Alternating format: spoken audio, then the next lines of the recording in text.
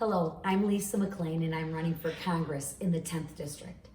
As a conservative outsider who has never run for or served in political office before, I've learned why a lot of traditional politicians and organizations frustrate people. My latest lesson along these lines has to do with term limits. First and foremost, I want to let everyone know that I am not opposed to term limits. In fact, I support term limits as a concept. I know you've heard the opposite.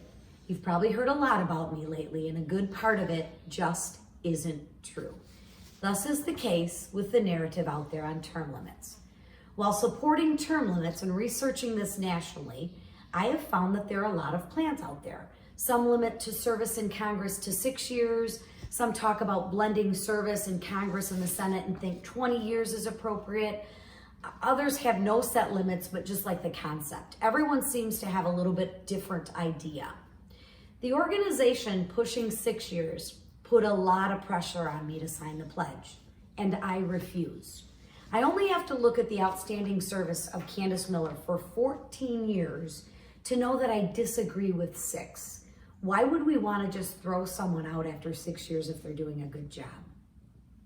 I come from the private sector, not a career politician, and I can't imagine changing my corporate management every 6 years regardless of performance.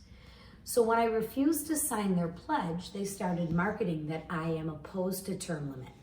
And that is simply not true. Rest assured, I will not be bullied by special interest groups. And that's why you need to send me to Congress. As a conservative outsider, I will represent you in Washington, not the special interest groups. So I'm Lisa McClain. I support the concept of term limits, and I'm running for Congress. When I get there, I will take a look at all of the options and decide which ones I support. And more importantly, I will decide which ones the majority of you, the citizens of the 10th District, support.